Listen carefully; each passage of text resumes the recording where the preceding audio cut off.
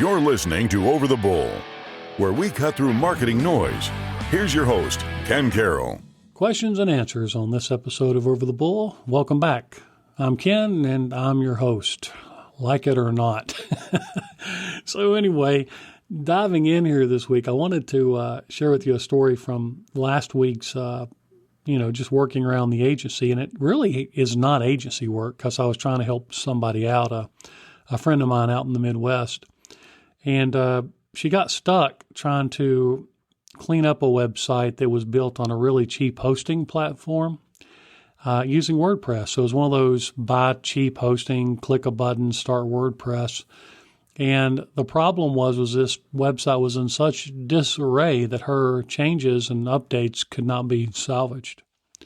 So if you're having someone build you with WordPress or you're using WordPress, I want to let you know that there's a big difference.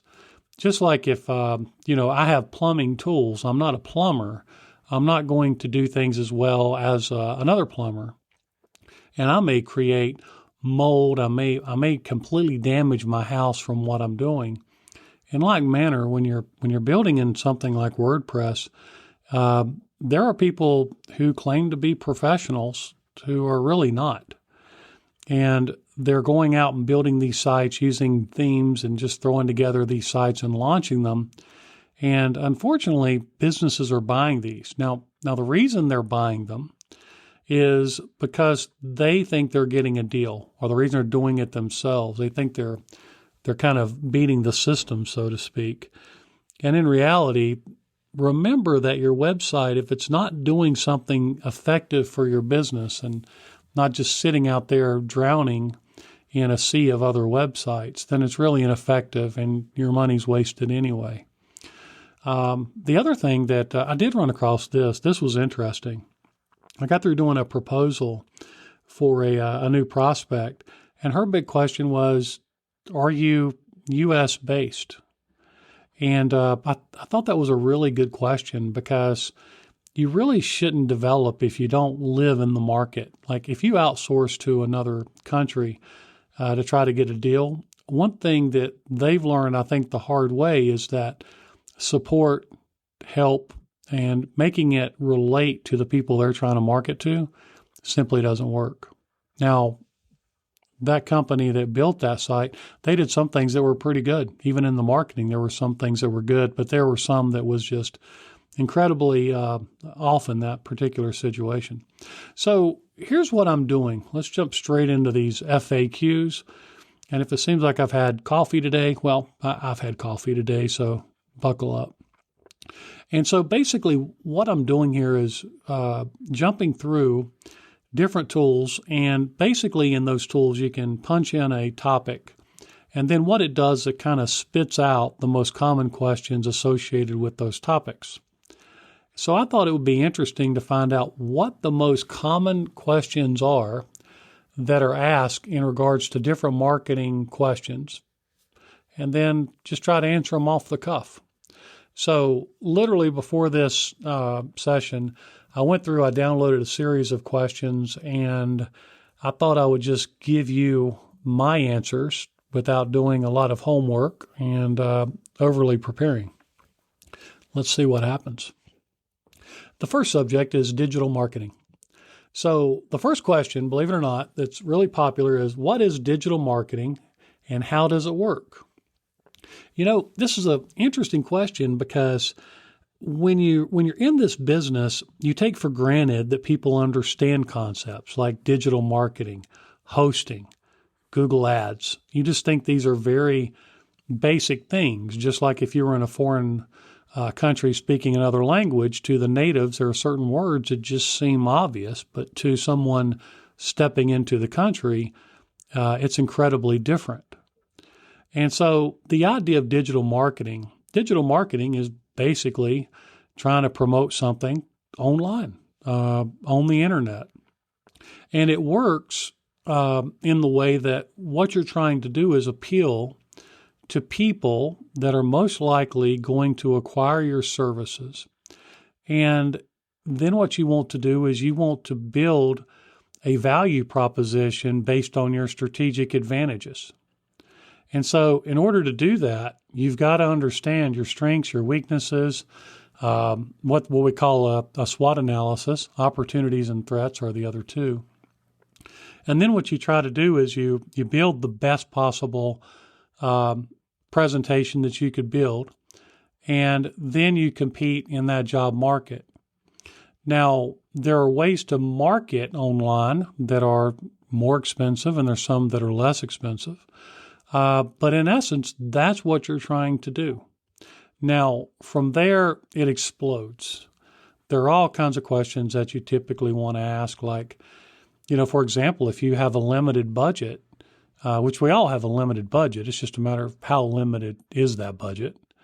But if you have that limited budget, part of the question is how do you strategically use that budget in a way that positions you to gain customers from it in the most effective ways?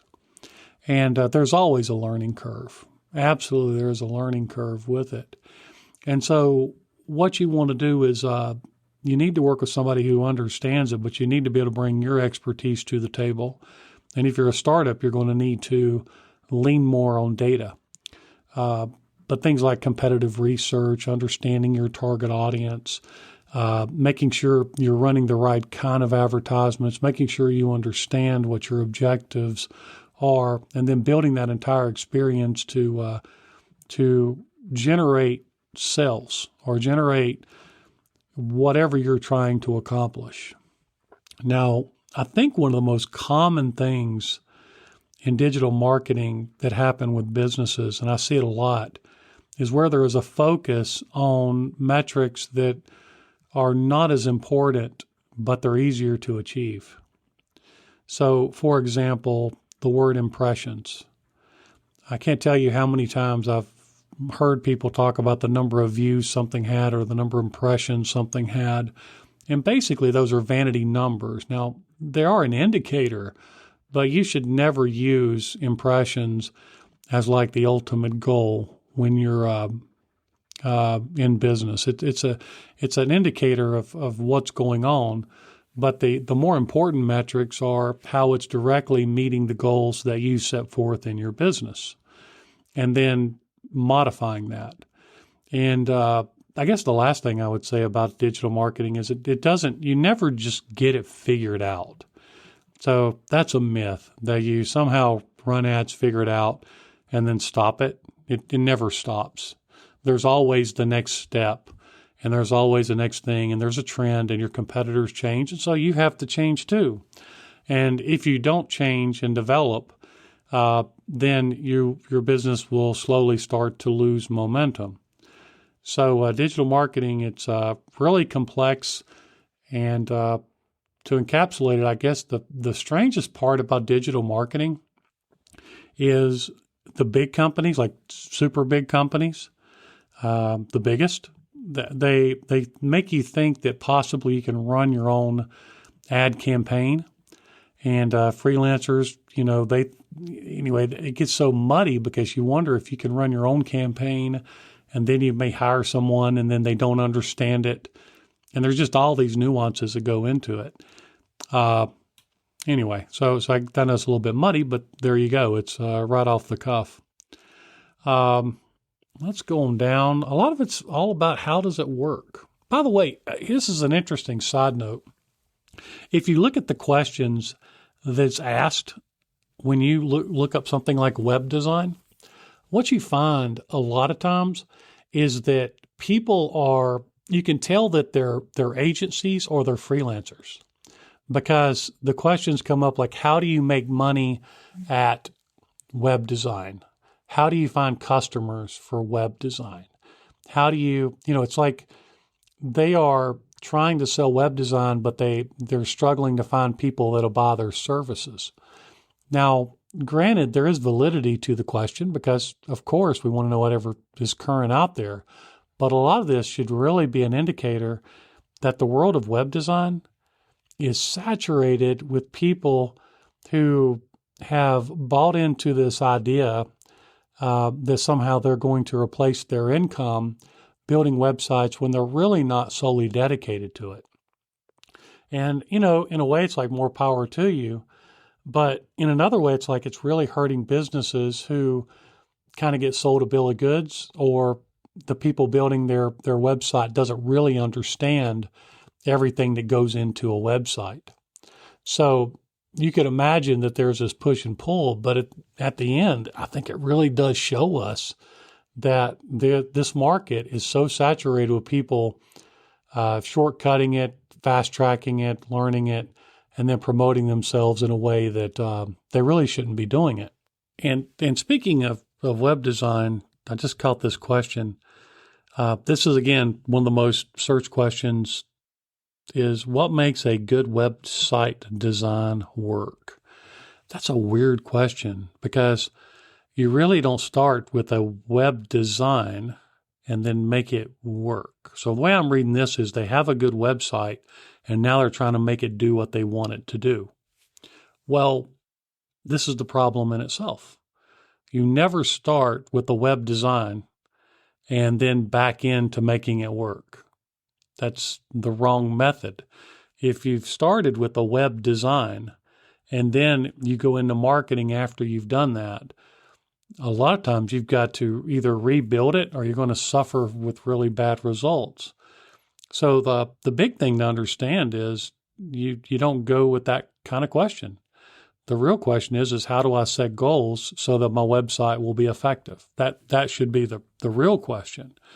But this is indicative of the market that we live in today, because people are still starting, and these do-it-yourself builders are horrible for this. They start with choosing a design, and then they sell you on this design, and they make you think that it is a good website design. Not true. What works in business, what makes something good in business? When it contributes to the business. That's what you're trying to do.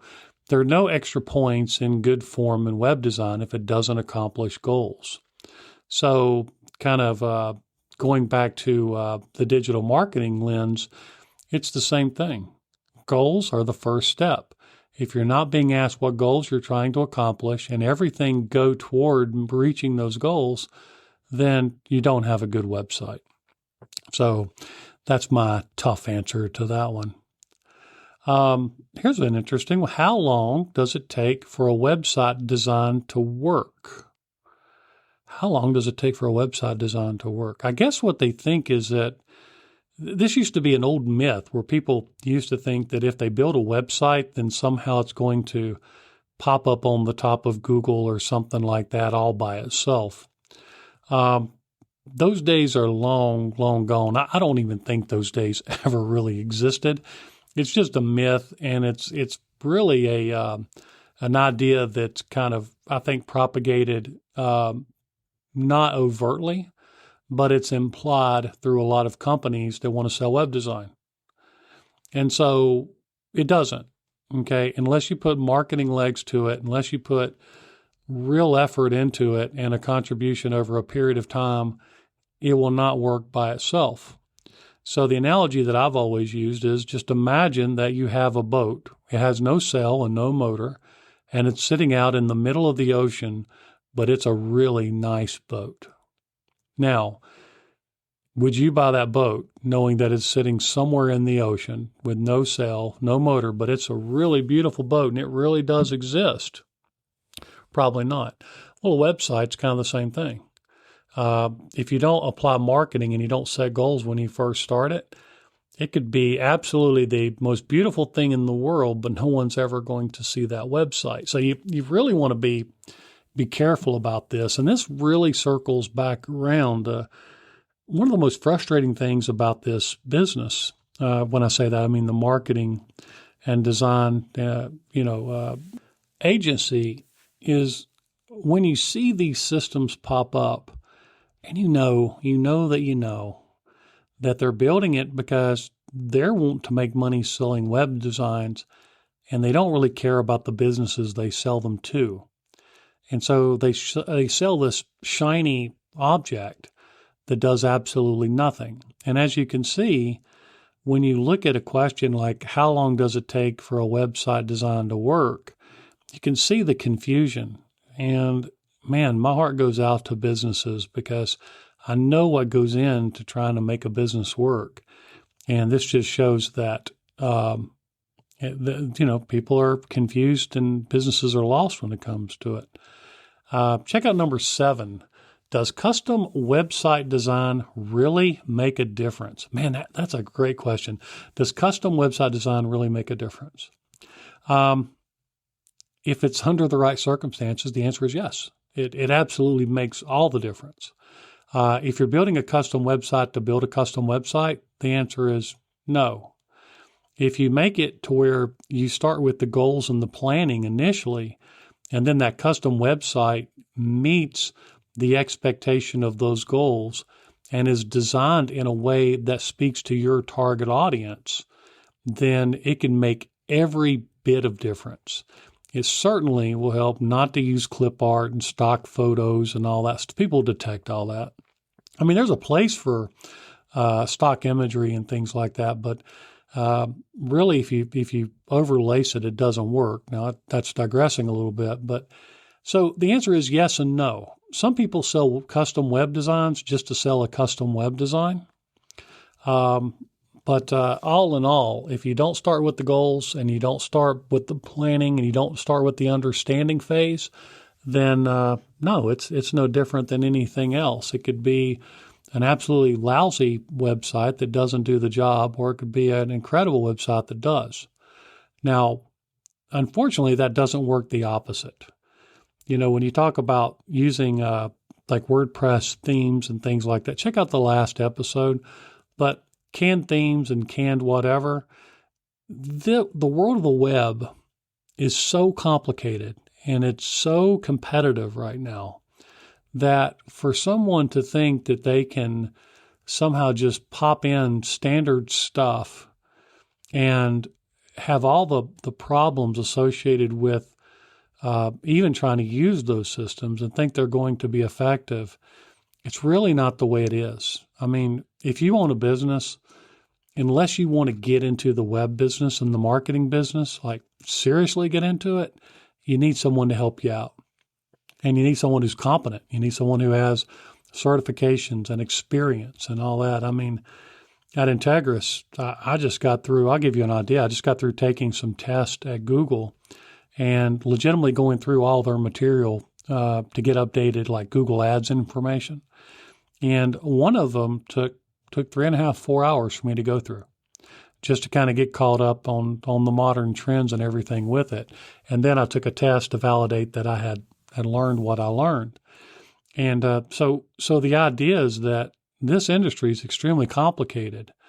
But the problem is you can do a really kind of sloppy, haphazard job at web design or Google Ads or anything, and it could be completely ineffective. And so I really understand your plight as a business owner and trying to find the right people to help you out to where it's going to work.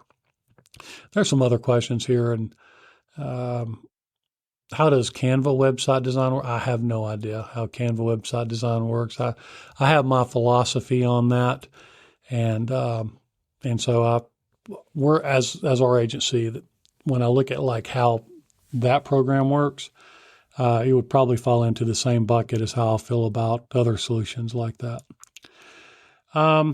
Let's talk about Google Ads. Here's something, and believe it or not, okay, so seriously, what I did was I took the top questions that are asked, and then I ran an export, and then I run them through basically ChatGPT in this case, and just asked it, really give me the top questions with Google Ads.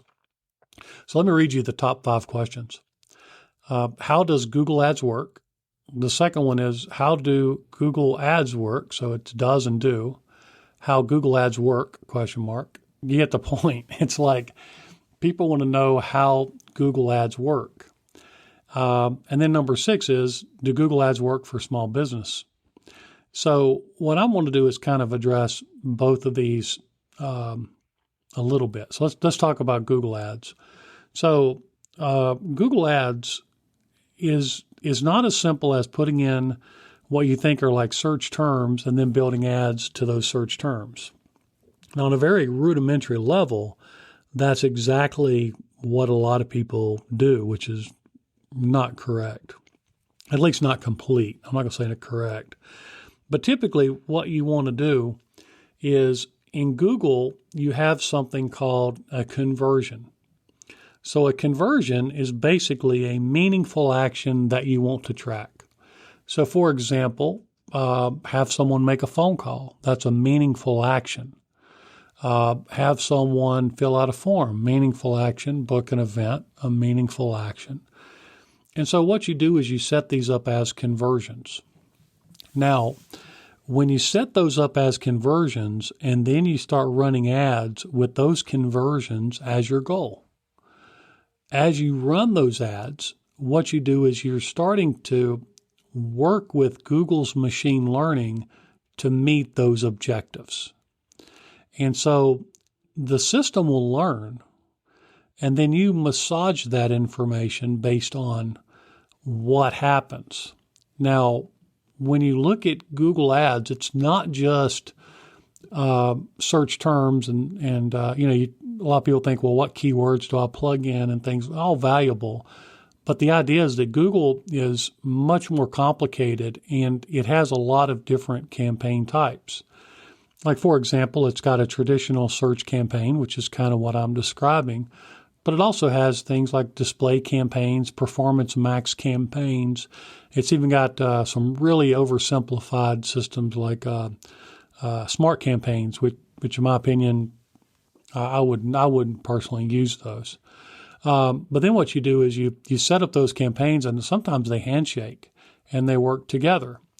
Now, what's really fun about Google Ads is you can also limit the people that see the ads to certain groups, like audiences. So if you have a certain people that are looking for certain things or they have certain attributes, you can also limit the ads to be seen to that group. And part of the whole thing is weed eating the ads, so to speak, where you eliminate the traffic that doesn't help you, you clean up the traffic that does help you. You understand what happens when people are visiting your website, and then what you do is you keep making adjustments over a period of time. And you see that just running ad campaigns is not good. Well, let me throw this at you too. So we also track phone numbers. And so we use different tools to use those where we can actually see where the calls are coming in and actually optimize for phone calls as well versus just publishing the standard phone number on a website and not track it. Because when you do that, you can understand a whole subset of information.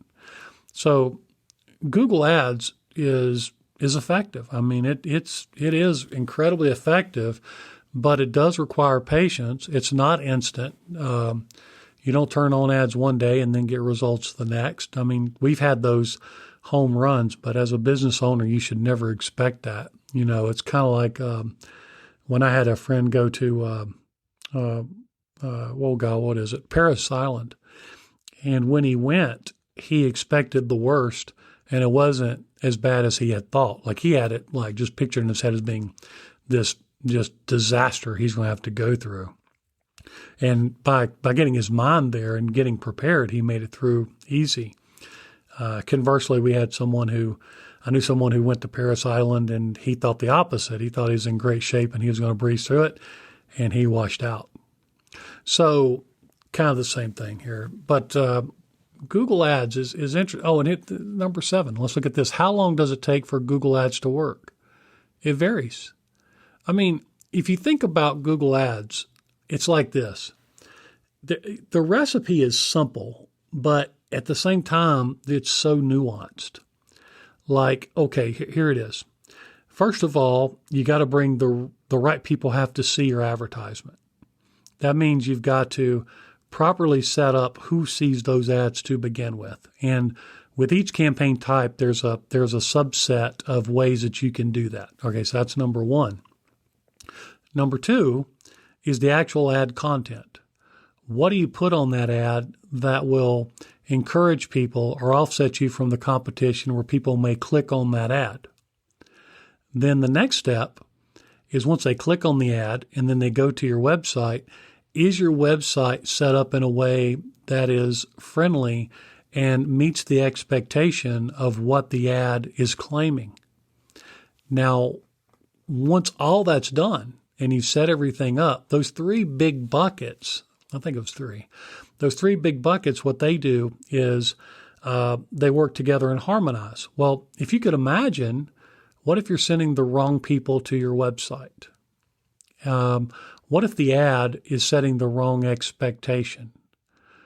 What if your landing page on your website doesn't meet what the ad is promoting? And you may think, well, come on.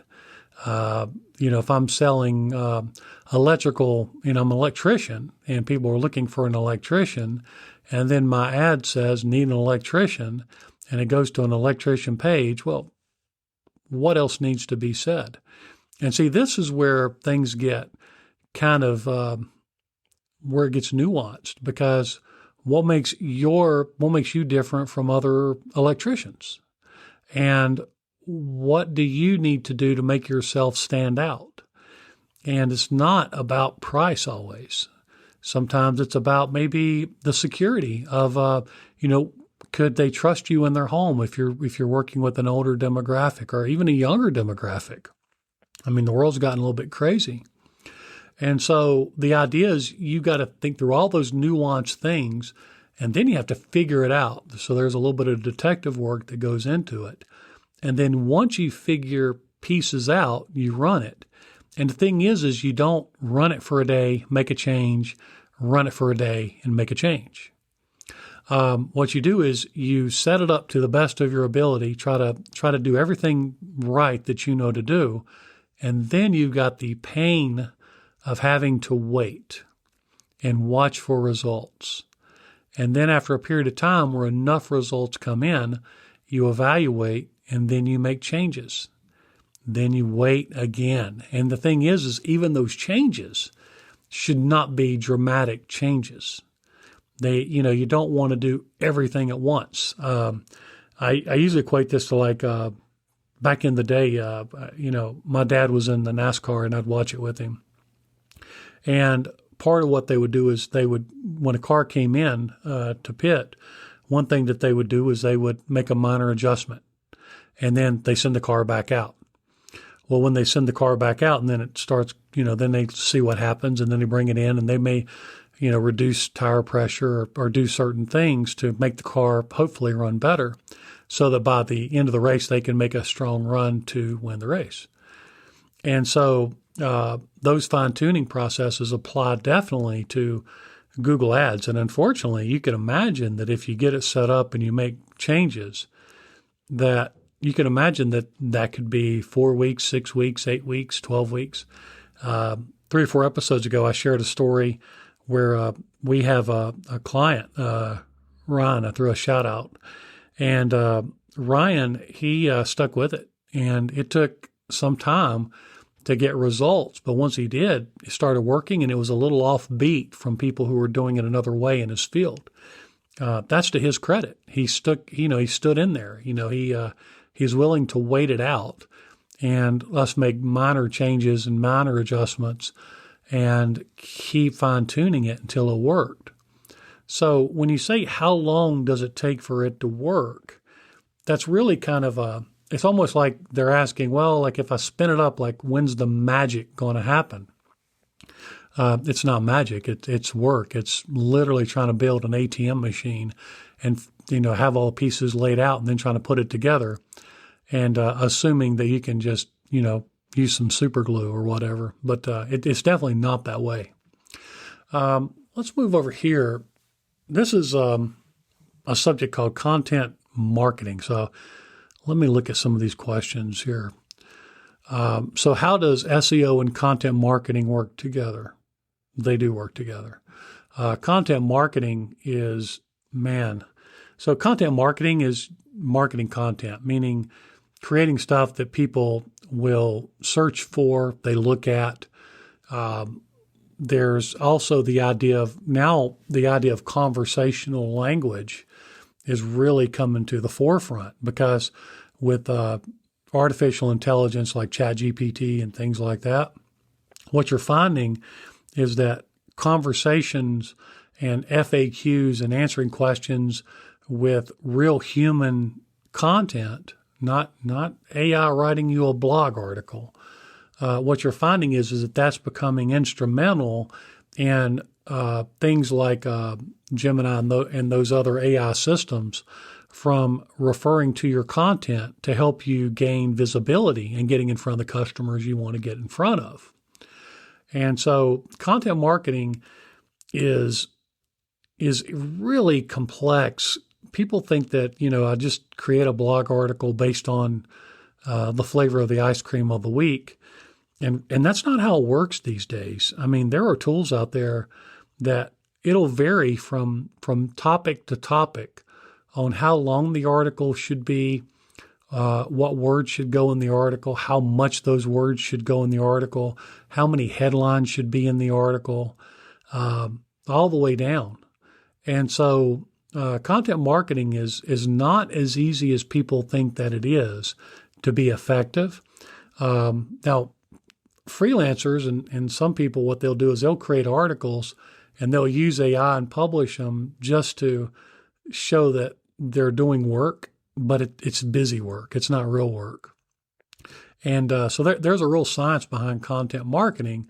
And the idea is the more content that you have that's really human touched, human curated content, and it's actually topics people look for on the internet, and it's structured the right way, then what you do is it's like just having another door in your house that people can come into. Now, that content supports the larger SEO effort, which comprises of a huge amount of variables. Some of them are fine-tuning the website. Some of them are building your reputation using other locations on the internet, and then pooling all that together to build your credibility online in order to help you gain more visibility. Basically, from a 5-mile view, just think of it as Google and these search engines and artificial intelligence. They want to pull up the most effective, correct answers that are the most relevant to what someone's looking for on the web, because that's what they sell. And if you try to cheat the system, then that doesn't make search engines happy, because you're coming up and you're kind of showing up in the worst places, or you're not the most credible resource and you've kind of tried to game the system to do it.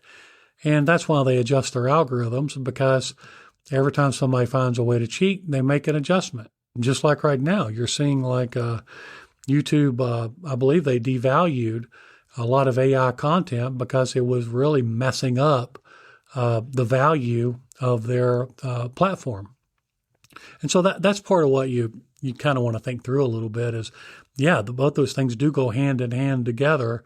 They do work well together. And if you're in a field that's an expertise, by the way, if you own any business, you're an expert in your business. So when I say that, it's virtually any business. You should have a solution where content is kind of outlined and created, but then it's given to you to kind of modify it and then give that back and then publish that content to make sure that it's using the best that AI offers, but also uses the best that humans offer. And there is that hybrid, and the hybrid does exist.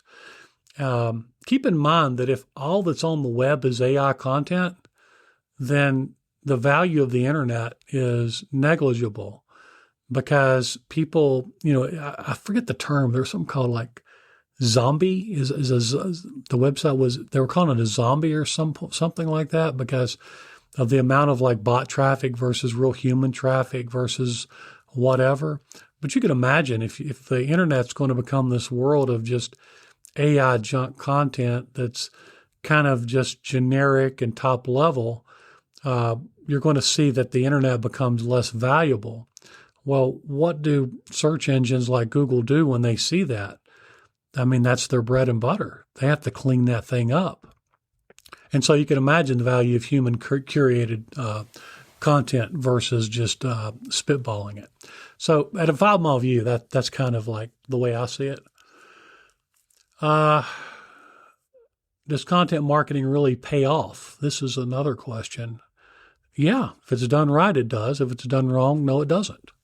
If you, but again, there's a price to pay. How long does it take for you to ask AI to create you an article on a subject that you've not researched?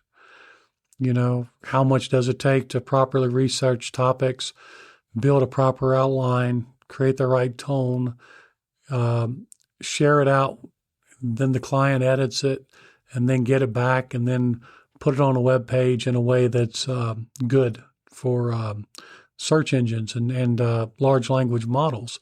You can imagine one's going to take you 5 minutes. One's going to take you hours of work.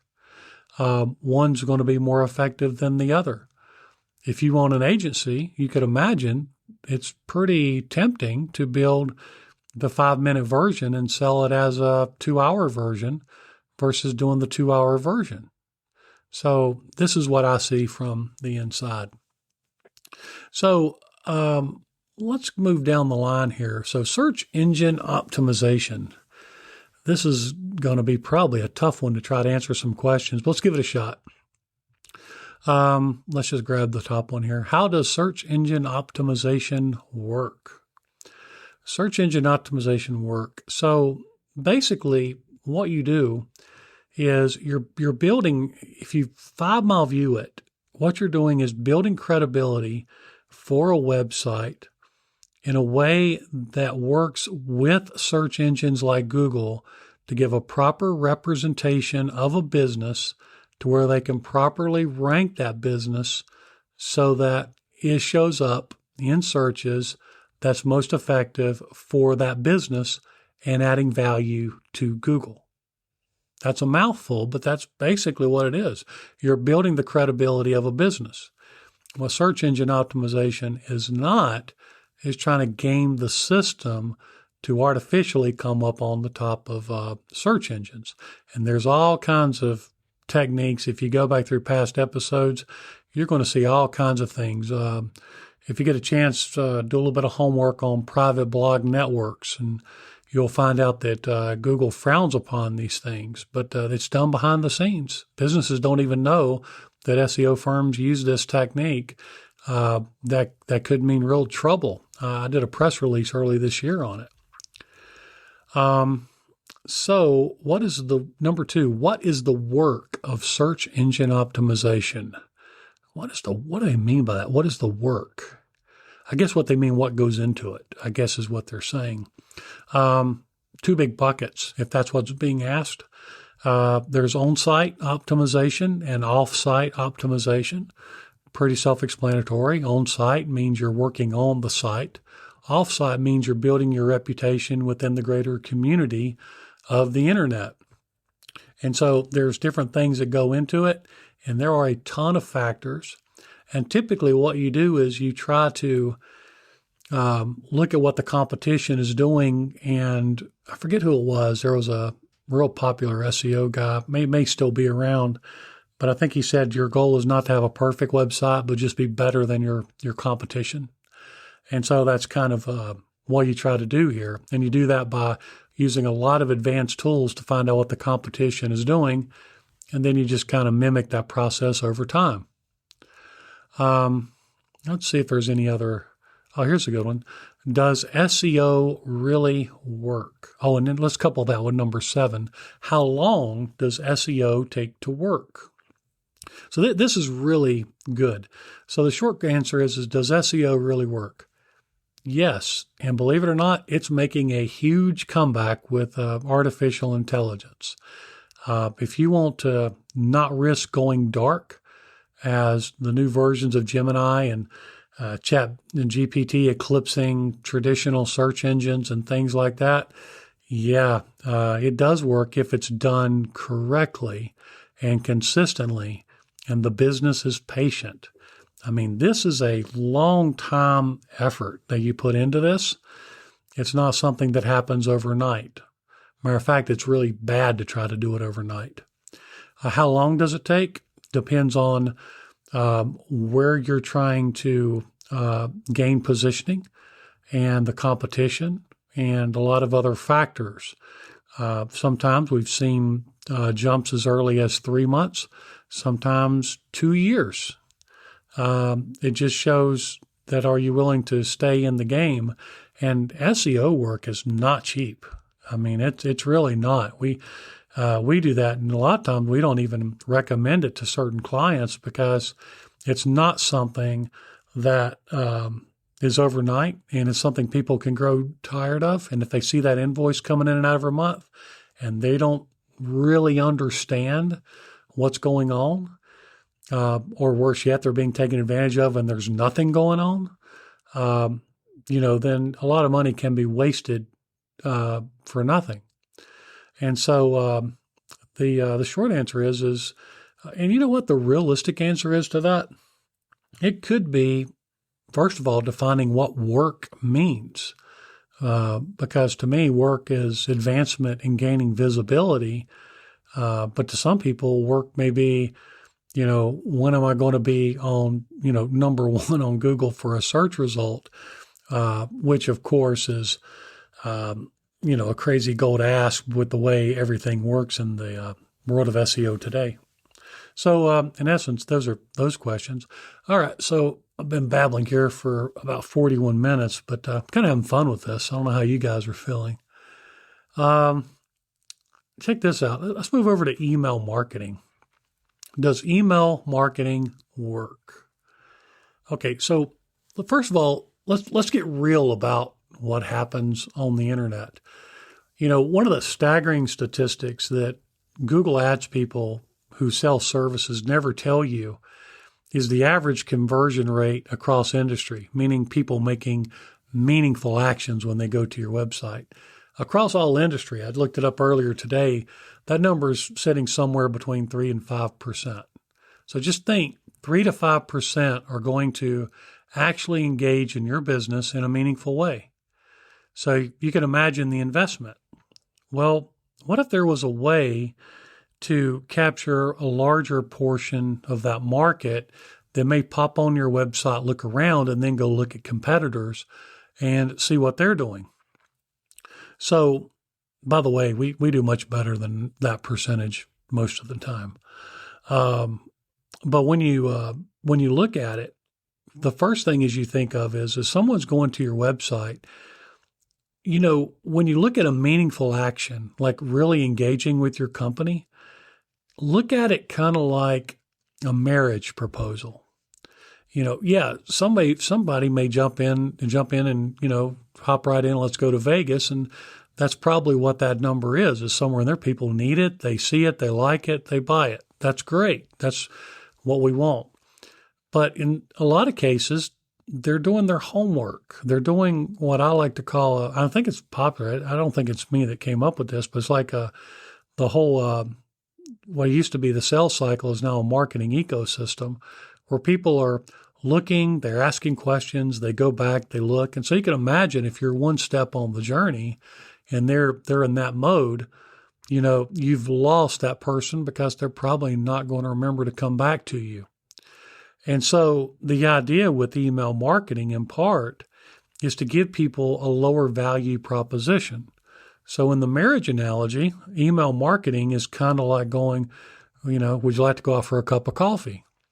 The commitment level is much, much less, but it doesn't mean you can get away with something sloppy like sign up for our newsletter. I mean, that's like saying, do you want to eat some gruel for dinner tonight? What you want to do is you want to make a real value proposition to where people would be inclined to say, yeah, I'll share my email for that. Because people are protective of their email addresses. No one likes to get spammed. I mean, I can't tell you how many of these spammy emails I get. I'm sure I'm talking about, ranging from everything to getting a small business loan to we can grow your business, whatever. These things are ridiculous and you should never answer them. I've said it a million times. Don't answer the spammy emails. You're causing problems when you do because you make the bad guys think that their marketing works. But anyway, getting back to it. What that does is if you can build a good value proposition, you collect those email addresses and then you can reach back out to that group. And so if you could capture a small percentage of the people that are leaving your site that you've already paid to have them come to your site, and you can convert them either short-term or long-term into customers, then you're making the best. It's kind of like you're eating dinner, but you're putting the leftovers in the fridge in Tupperware to eat the next day. It's kind of the same thing. What you're trying to do is you're trying to optimize your marketing. And email marketing is really not something that requires a huge investment, but it is something that is a profession. And if you're serious about it, you need to really think through it. Everything from where it goes on your website to the offer you're making to fulfilling what you're promising you're going to do, the timeline at which you send things out. There's just a ton of factors that go into it. And so email marketing does work, but it works in the right situations, and it works when it's in conjunction with everything else you're doing.